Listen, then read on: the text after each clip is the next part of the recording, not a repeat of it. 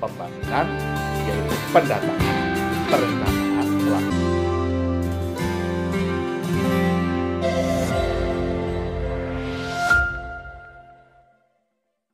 Assalamualaikum warahmatullahi wabarakatuh. Salam sejahtera untuk kita semua. Salam, Om Swastiastu, Namo Buddhaya, salam kebajikan. Yang saya hormati dan saya banggakan Menteri Perencanaan Pembangunan Nasional Kepala Bappenas, Pak Suharso Monarva, Pak Menteri Koordinator Bidang Kemaritiman dan Investasi Indonesia, Pak Luhut Binsar Panjaitan, Ibu Menteri Lingkungan Hidup dan Kehutanan, Ibu Siti Nurbaya Bakar, Pak Arifin Tasrif, Menteri Energi dan Sumber Daya Mineral, Pak Budi Gunadi Sadikin, Menteri Kesehatan, perwakilan UNDP Indonesia, Bapak Norimasa Simumora, Koordinator Kamar Dagang dan Industri, Ibu Sinta Wijaya Kamdani, dan seluruh ibu bapak hadirin yang saya hormati. Puji syukur kita panjatkan kepada Allah Tuhan Yang Maha Esa, sehingga pada hari ini kita mengikuti dialog tahunan implementasi dokumen program UNDP Indonesia. Ibu dan Bapak Menteri Kabinet Indonesia Maju dan hadirin sekalian, proses pembangunan pada tingkat desa memiliki keunggulan bagi Indonesia karena langsung bermanfaat bagi 71% penduduk Indonesia dan mencakup 91% wilayah pemerintahan yang langsung melayani warga negara. Karena itulah secara khusus Permendesa PDTT nomor 21 tahun 2020 tentang pembangunan desa dan pemberdayaan masyarakat menekankan 4 tahap pembangunan, yaitu pendataan, perencanaan, pelaksanaan, serta evaluasi. Penting sekali untuk menekankan tahap pendataan sebelum perencanaan agar tidak ada warga maupun wilayah yang terlewat dari manfaat pembangunan.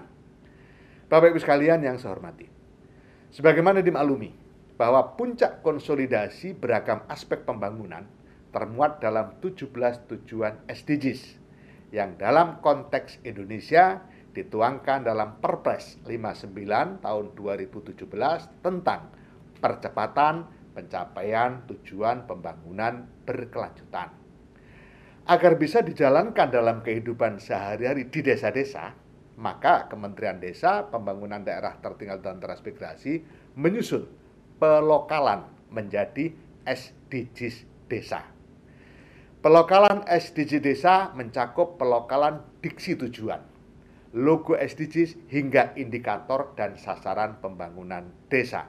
Misalnya, sasaran mengakhiri segala bentuk kemiskinan dimanapun.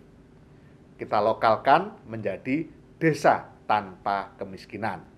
Logo yang menggambarkan kakek sampai cucu bergandengan tangan, kita lokalkan menjadi celengan ayam yang mudah diasosiasikan warga desa sebagai menabung agar tidak miskin.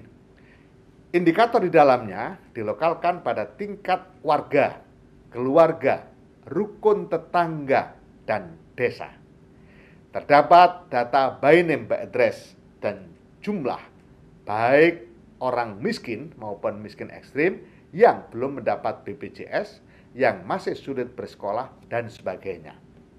Sementara SDGs mencakup 17 tujuan, SDGs desa menambahkan satu tujuan ke-18, yaitu kelembagaan desa dinamis dan budaya desa adaptif. Tujuan yang ke-18 ini mendasari pelaksanaan seluruh tujuan SDGs desa lainnya. Setiap pembangunan desa dan pemberdayaan masyarakat harus berbasiskan akar budaya dan lembaga setempat. Dipraktekkan untuk 74.961 desa, serta bagi 214 juta warga desa, SDGs desa bisa menjadi pelokalan SDGs dalam lingkup terluas dan paling praktis pada saat ini. Sesuai dengan proporsi penduduk per KTP desa, juga proporsi wilayah pemerintahan desa, dapat dikalkulasi bahwa pencapaian sasaran SDGs desa menunjang 84% pencapaian tujuan pembangunan berkelanjutan pada tingkat nasional. Bapak Ibu sekalian yang saya hormati, sampai 13 Februari 2023 telah terkumpul data by name by address 102 juta warga desa 30 juta keluarga, 382.000 data wilayah rukun tetangga pada 62.000 desa di Indonesia. Data ini dikumpulkan oleh 935.000 pendata dari rukun tetangga setempat. Data detail dapat dibuka oleh admin desa, yaitu kepala desa dan sekretaris desa. Artinya, data SDGs desa benar-benar berasal dari desa, dikumpulkan oleh warga desa sendiri, dan berguna bagi pemerintah desa beserta warganya. Berbasis data SDGs tahun 2021, kemudian sejak tahun 2022, dana desa difokuskan pada percepatan pencapaian SDGs desa. Sesuai hasil musyawarah masing-masing desa, ternyata prioritas utama desa adalah tujuan ke-1, desa tanpa kemiskinan, yang didanai sebesar 24,95 triliun atau 36,69%. Kemudian prioritas berikutnya adalah tujuan SDGs yang ketiga, desa sehat dan sejahtera, didanai 11,29 triliun atau 16,61%. Prioritas berikutnya setara antara tujuan kedua, desa tanpa kelaparan, dan tujuan ke-9, infrastruktur dan inovasi desa sesuai kebutuhan, sebesar 8,13 triliun dan 6,88 triliun. Bapak Ibu sekalian yang saya hormati, saat ini terdapat 18 desa telah memenuhi sasaran SDGs desa nomor 1, desa tanpa kemiskinan. Misalnya Desa Sabdodadi, Kabupaten Bantul, Daerah Istimewa Yogyakarta. Juga terdapat 6 desa yang memenuhi sasaran SDGs desa kelima, keterlibatan perempuan desa, di antaranya Desa Petiken di Gresik, Jawa Timur. Sebanyak 100 desa memenuhi sasaran SDGs desa ke-7, desa berenergi bersih dan terbarukan, di antaranya Desa Ringin Larik, Kabupaten Boyolali, Jawa Tengah. Terdapat 10 desa yang memenuhi SDGs desa ke-9, infrastruktur dan inovasi desa sesuai kebutuhan. Di antaranya Desa Bangkudai Timur, Kabupaten Bolaang, Mongendau Timur, Sulawesi Utara. Juga terdapat 13 desa yang memenuhi SDGs desa ke-17, kemitraan untuk pembangunan desa, di antaranya Desa Canggu, Kabupaten Badung, Bali.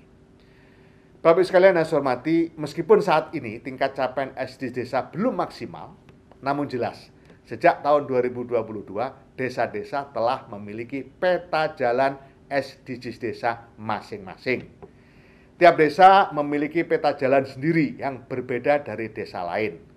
Tiap peta jalan menunjukkan by name by address warga, keluarga, dan wilayah rukun tetangga yang membutuhkan dukungan program pembangunan.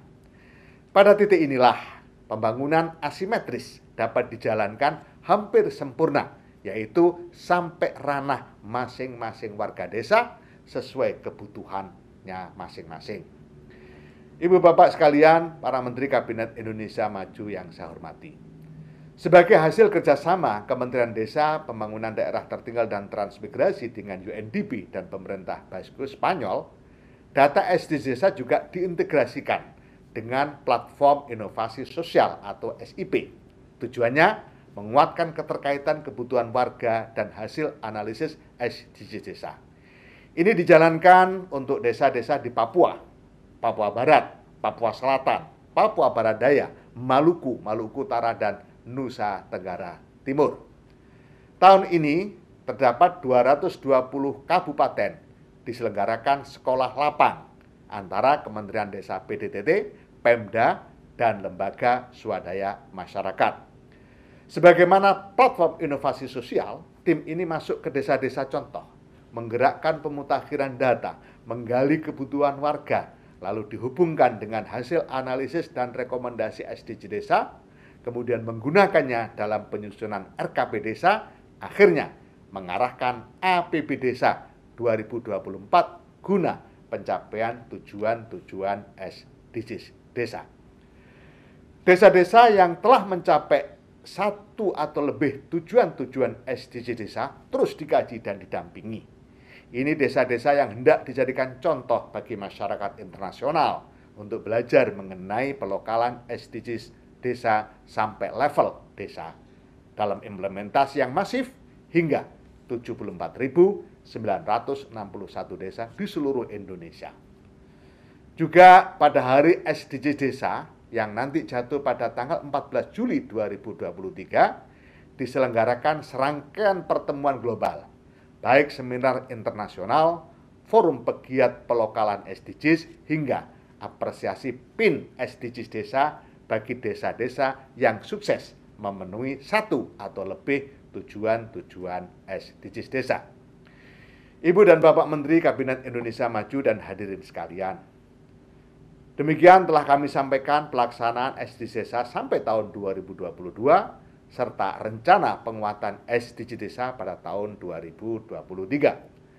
Tim Sekretariat Aksi Bersama alias Cyber SDG Desa di Kementerian Desa, Pembangunan Daerah Tertinggal dan Transmigrasi selalu berkolaborasi dengan semua pihak demi mengakselerasi tujuan-tujuan SDG desa sampai tahun 2030. Percaya desa, desa bisa.